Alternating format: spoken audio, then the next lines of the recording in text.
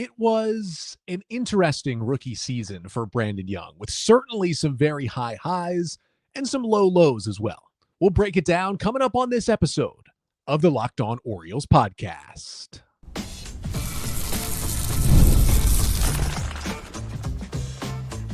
You are Locked On Orioles, your daily Baltimore Orioles podcast. Part of the Locked On Podcast Network, your team every day.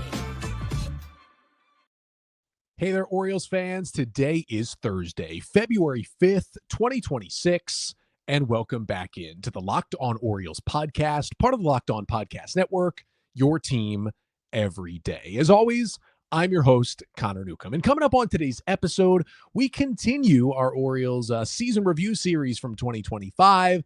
We get to the season review for Brandon Young, who had some of the coolest moments of any Orioles pitcher in 2025, but also kind of a forgettable rookie years in kind of some other ways as well. So we'll break down what went right, what went wrong, and the outlook for Young heading into the 2026 season. But before we do that, just want to thank you for making Locked On Orioles your first listen of the day and for making the Locked On Podcast Network now the #1 sports podcast network. So today we're talking about Brandon Young, the 27-year-old right-handed pitcher who this year made 12 starts for the Orioles in 57 2/3 innings. He posted a 6.24 ERA with a 5.35 FIP and a 4.28 expected ERA. It was an 18% strikeout rate to go with about an 8.5% walk rate. Young was about replacement level. He was worth a negative -0.1 FanGraphs WAR in his 12 starts in his rookie season. Let's begin with, for Brandon Young, what went right this season. And that was, first and foremost, well, he got to make his major league debut. Young began the year back in AAA Norfolk, where he had ended 2024, and his first 3 starts of the year were really good. A 2.76 ERA, 17 strikeouts, just 2 walks in those first 3 outings. And so when the Orioles needed a starter, like they did many times early in the 2025 season, Young was called up on April 19th to make his major league debut at Oriole Park against the Cincinnati Reds. And he was shaky early. He gave up 3 runs in the first 2 innings, probably should have been 4, if not for a runner thrown out at home plate to end his first frame. But he settled down and got through an okay 4 innings of 3-run ball and gave the Orioles a chance to eventually win that game against Cincinnati. But the O's just kind of really needed him for a spot start, and they optioned him right after the game. But then 2 days later, when the Orioles put Cody Poteet on the injured list after his first and only appearance with Baltimore, Young came back because the O's still needed some starting pitchers. And a week later, against the Detroit Tigers, Young started again. Once again, he kept the O's in the game, allowed 3 earned runs over 4 2/3 innings, struck out 6, but he also walked 5 batters and felt like there was still some early start jitters out there for Brandon Young. But really, when he did debut against Cincinnati, it was a cool moment for the Orioles. He was, Brandon Young, an undrafted free agent. They signed out of Louisiana after the COVID-shortened 2020 draft. He, had some Tommy John surgery, had some injury issues. But to get him to the big leagues as a major league starting pitcher was a cool moment, because up to that point, the Orioles under Mike Elias had not seen a pitcher they drafted make it to the majors. And technically, Young still didn't fit that requirement because he was not drafted. However, in a regular year with a 20-round draft, Brandon Young absolutely would have been drafted. He just wasn't, because it was only 5 rounds that year. That stat kept up until Cade Stroud debuted later in the season for the Orioles. But it was the first time they had, quote-unquote, drafted and developed a starting pitcher through the entire time that didn't start with another organization and got him to the major leagues. And I think the other big thing that went right for Brandon Young is you could make a strong argument that Brandon Young had the 2 most memorable moments by any Orioles pitcher in 2025. Now, pitching wasn't a strong suit for the O's, especially early in the season. There's definitely some low moments we remember from Orioles pitching. But how about the fact that on July 8th against the New York Mets, Brandon Young threw an immaculate inning in the 5th inning against New York? What is an immaculate inning? It is 3 strikeouts on just 9 pitches, whether they're called strikes, swinging strikes, or foul balls. You go 1-2-3 strikeout, 1-2-3 strikeout, 1-2-3 strikeout to all 3 batters you face in an inning. It was the 4th immaculate inning in Orioles recorded history. Jimmy Key in 1998, B.J. Ryan in 1999, and Kevin Gausman in 2018 were the only other 3 Orioles to record an immaculate inning until Brandon Young did it in 2025. It's actually more rare than a no-hitter to throw an immaculate inning. Very hard to do, and a very cool moment for him. And then arguably even cooler was his press for a perfect game. August 15th in Houston, Young had 7 2/3 perfect innings broken up by our old friend Ramon Arias with an infield single on a little dribbler to the right of the mound. Young tried to make a spectacular bare hand play coming off the mound and threw the ball into right field. If he had picked it up, set his feet, and made a good throw, there was maybe a chance to get Arias, who was not very fast at all, but he rushed it. It would have been a close play. It was easily scored in an infield single instead of an error anyway. Young got the final out. He did not pitch the ninth inning because he didn't have the perfect game or the no-hitter going. It was only 6 strikeouts in that game. He didn't miss a ton of Houston bats, but he had the Astros hitters off balance all day. It was one of the reasons why the Astros missed the playoffs, because they lost 2 of 3 in that series at home against a bad Orioles team, and Brandon Young just dominating them was kind of a little bit of a microcosm of the Astros 2025 season, but also just an unforgettable moment for, of course, Young, but even for the Orioles in 2025. And I think the other nice thing we saw out of this was, listen, he got to the big leagues. He flashed 6 pitches. That is good to have a large repertoire. 4-seam fastball, splitter, curveball, cutter, slider, and changeup. We saw all of them at different times from Young in 2025. I mean, again, the 2 different off speeds. You got a splitter and a changeup, a cutter versus a slider. The 4-seamers always had good movement and good action on that thing. And, we got some swing and miss on that pitch. Probably got hit a little bit harder than it deserved to, but still wasn't anything that got crushed. He didn't generally get hit incredibly hard last season, which I think was good for Young. And at the end of the day, if you have a feel for 6 different pitches when you get to the big leagues, there is space to develop. And maybe that development is dropping one of those 2 pitches and honing in on others, or finding whichever one's going to be the dominant or the 2 dominant strikeout pitches besides his 4-seam fastball, which you could argue is his best pitch that Young's going to go to if he's going to be able to stick in the major leagues at any point. But at the very least, he showed the feel for those pitches. Mostly the splitter was his swing and miss pitch, and it's a really good offering as well. But, he can throw the other pitches for strikes, and that's nice to see as well. But it's odd to talk about a guy who almost threw a perfect game and threw an immaculate inning and has the maybe best pitching moments from the Orioles in 2025. And then to also say, oh yeah, he also finished the year with a 6.24 ERA. So coming up next is what went wrong and what led to Young still having that inflated of an ERA in his rookie season. But first, this episode of the Locked On Orioles podcast is brought to you by TurboTax. Tax season doesn't have to take over your life. This year, TurboTax is making it easier than ever to just hand things off and move on with your day. With TurboTax Full Service, you can have your taxes done for you by a trusted local expert start to finish without the stress or the guesswork. So instead of spending hours trying to figure out forms, you can meet with a local TurboTax expert in person or connect online. You just upload your documents, go about your day, and you get your updates right in the TurboTax app. And for a limited time, you can have your taxes done by a local TurboTax expert for just $150 all in if a TurboTax expert didn't file for you last year. Just file by February 28th. Take taxes off your plate and get back to your life. Visit TurboTax.com/local to book your appointment today. So for Brandon Young, despite the coolness of the perfect game and the immaculate inning, there were certainly things that went wrong for him in 2025. Starting with, Young had only 2 quality starts the entire season. That's what will lead to a 6.24 ERA in 12 starts. Of course, the start where he was almost perfect in Houston, 8 scoreless innings, that's a quality start. And then he threw 6 innings of 2-run ball against the Blue Jays on July 29th. Remember, quality start is 6 or more innings, 3 earned runs or less. That was the only 2 times that he did that. And I would argue there was really only 1 more start of his 12 that I would even consider a good start, despite it not being a by-the-book quality start. That was the game where he threw the immaculate inning July 8th against the Mets. He gave up 2 runs over 5 1/3 innings. He was scoreless through 5, and then he kind of got hit around in that 6th inning, only recorded 1 out, and came out of the game. And in the midst of all that, there were 3 blow-up starts. 2 times he gave up 6 earned runs, and 1 time he gave up 7 earned runs. But the issue for me really was just the inability to complete 5 innings. In only 4 out of his 12 starts Did he at least finish the fifth inning?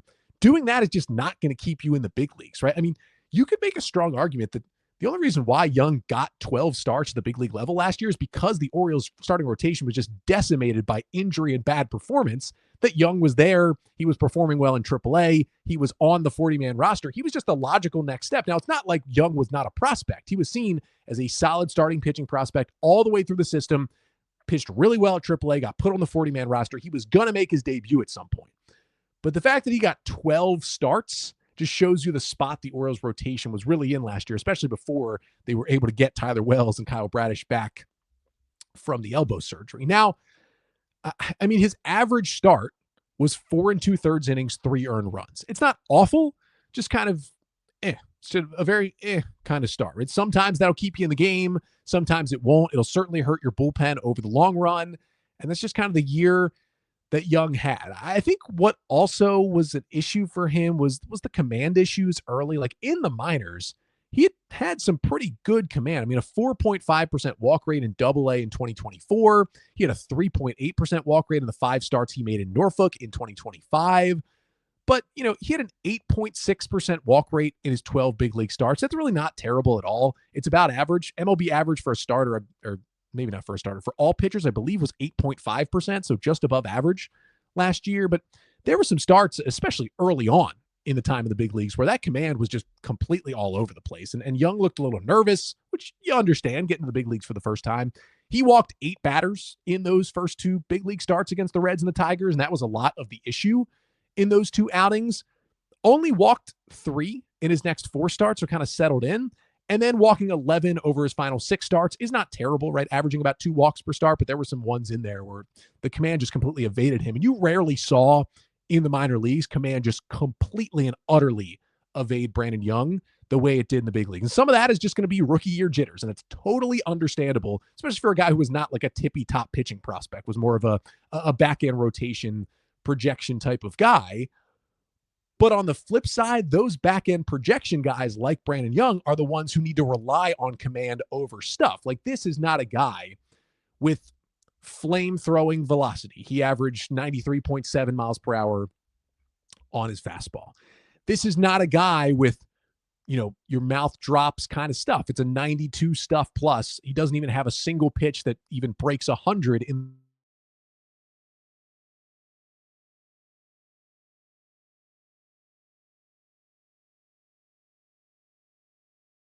give him legitimate credit. As this season went on in 2025, his command got better and better. He started to honestly throw better pitches in better locations. That kind of was all culminating with the start where he almost was perfect in Houston, a very late in the season start. But I just don't know how to parse it out. What we saw from Young in the minors versus what we saw early in the bigs versus what we saw later in the season, but also the ERA is elevated and the peripherals are better, right? His FIP is, about a run lower. His xFIP and his expected ERA are about 2 runs lower than his ERA. So he pitched better than having a 6.24. That's promising. That's stuff that projects him to be better moving forward. That is all good stuff. But you also saw, I guess you could say, the flaws, but also maybe more so the limitations, I think, of Brandon Young. It's probably a better word than flaws, just the limitations. And we knew some of that. I don't think anybody in their right mind was projecting Brandon Young to be more than maybe a number 4 starter in the big leagues if everything went right. I think most of us saw him as a number 5, number 6, up, down, swingman type guy who can definitely help a big league rotation, can help a big league pitching staff, but you're never planning to hand the ball to Brandon Young in a playoff game. And I think that is the separating line for even pitching prospects. Do you see yourself handing this guy the ball in the playoffs? I don't think really anyone ever did. And so there's a lower bar he's got to clear. And he's going to get more chances, you would think, which we'll get to. But the one other thing to talk about in the what went wrong category for Young in 2025 has got to be just the injuries being a problem. It's something he had dealt with at times in his minor league career, but when Young went back down to AAA after his second big league start in late April, he made one more start with Norfolk and then went on the injured list with shoulder discomfort. And I remember at that point, it was early May, and it was just like the Orioles had just called up Kyle Gibson, and he'd given up 1 million home runs to the Yankees, and you already had Eflin on the injured list. You were obviously missing Bradish and Wells. Morton was horrendous, had been moved to the bullpen. You were trying to find anyone who could start games for you. And now it's like the guy who just made 2 okay spot starts. Well, he's now on the minor league injured list, and you don't have him as an option either. It was getting tough there early in the season. He ended up missing about a month, made a couple rehab starts in Aberdeen, returned to AAA on June 20th.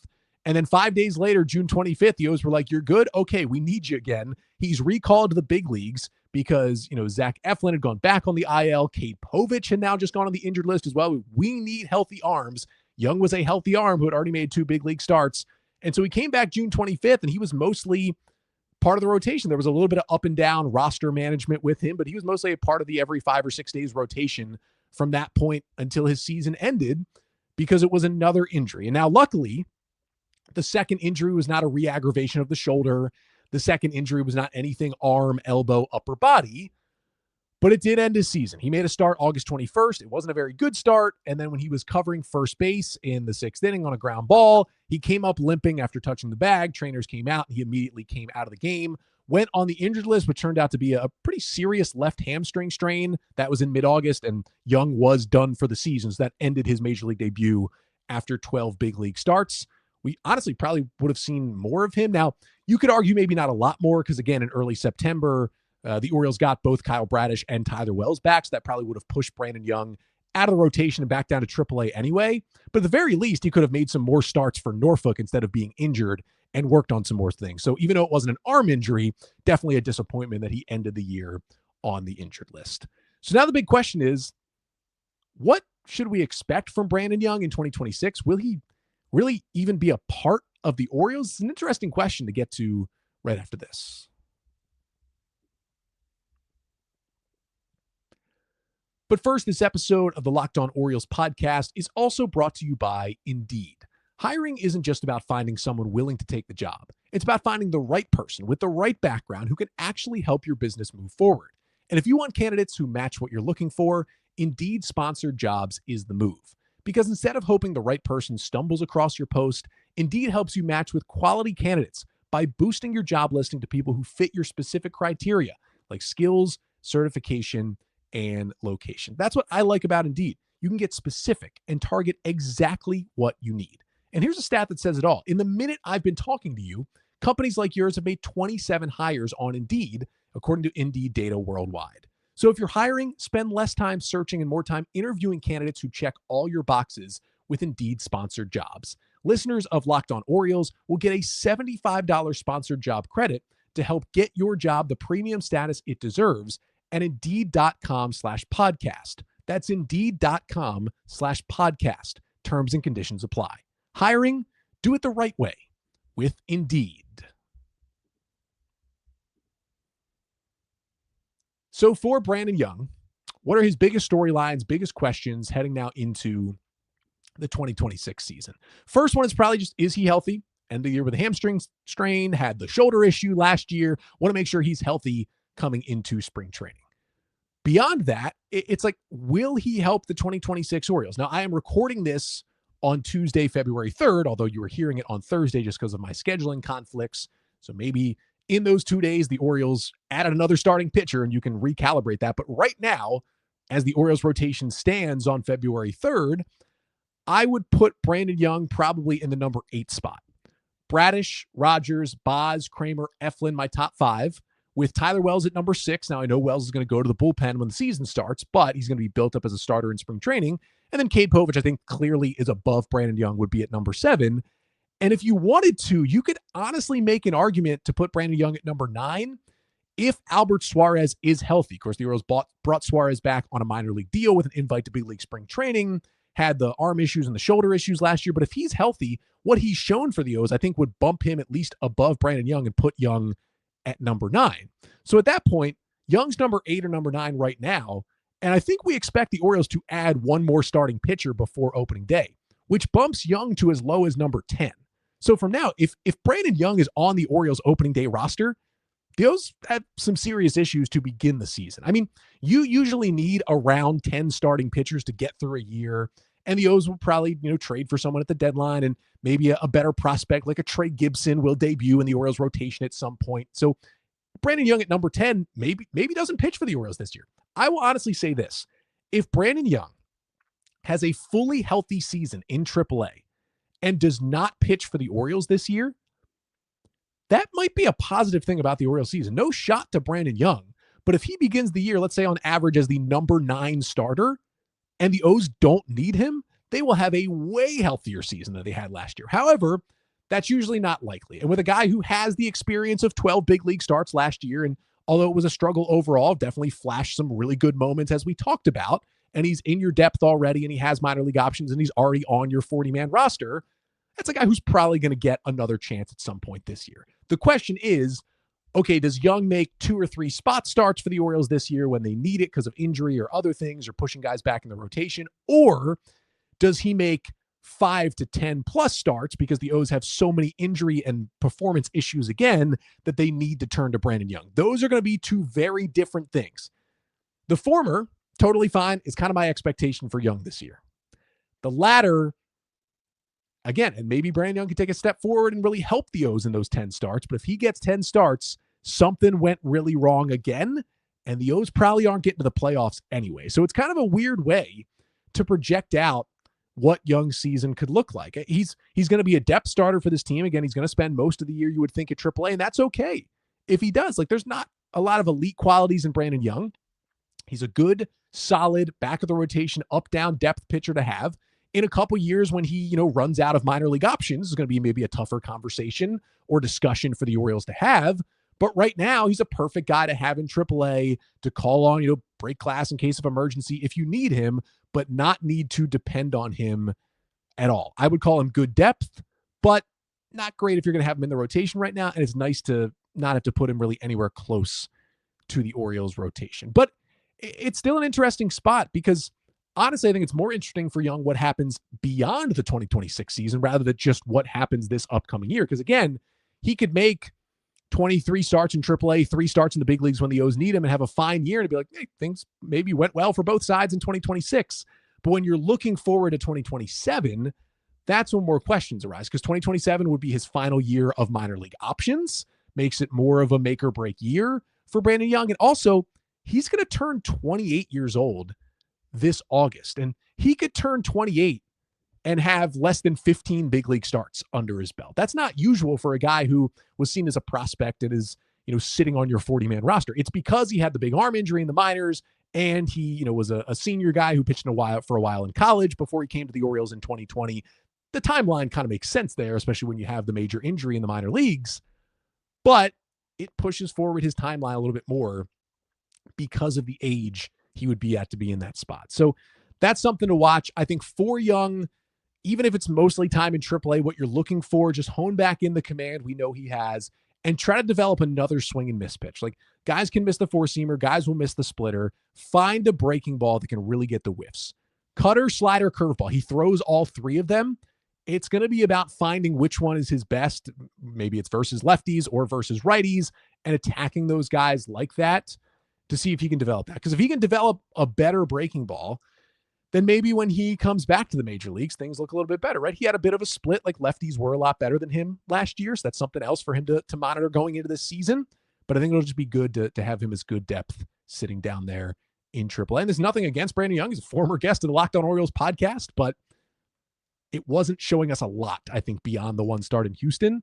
And so he's going to need to show me more, show us more for us to be feeling a little bit better about him if he has to make more than a handful of starts filling in for the Orioles in 2026.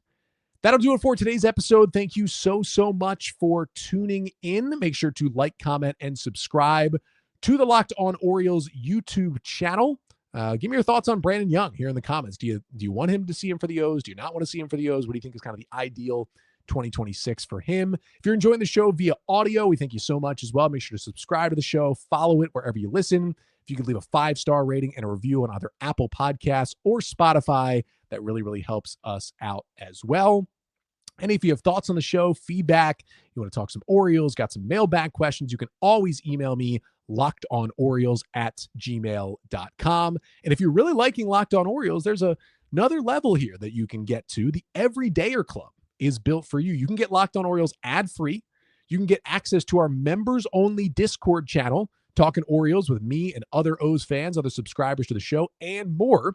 Just got to head to lockedonorioles.supercast.com to join the Everydayer Club. Again, that link will be down here in the show notes. You can also shoot me an email if you have any questions about what comes with the Everydayer Club or what it's like to join. Otherwise, just wanted to give another plug that I gave a couple of weeks ago on the show. Again, we are now into February, which means youth baseball, high school baseball, little league baseball season is kind of creeping closer and closer. If you have a league that's in need of donations, volunteers, equipment, field time, whatever it may be, and it's something you're looking for the ask to get it out to anyone, it's something I can help with. It's something I'm very passionate about and want to help out just youth and high school baseball in the area to keep people playing, keep people loving the game like I did and continue to do. Shoot me an email again, lockedonorioles@gmail.com. If there's anything I or the greater Locked On Orioles community can help with, I can certainly talk that out here on the show to a wider audience as we get hopefully the snow melting a little bit more and baseball season coming right around the corner with pitchers and catchers reporting next week. But we still do have one more episode this week because, again, we are back to our in-season schedule of 5 episodes per week. That means you still get a Friday pod. At this point, the plan is any news and notes. Again, I'm recording this here on Tuesday, so anything that came our way, Tuesday, Wednesday, Thursday, you will get on a Friday episode when I'm back tomorrow. But until then, I'm Connor Newcomb, and this has been the Locked On Orioles podcast, part of the Locked On Podcast Network. Your team every day.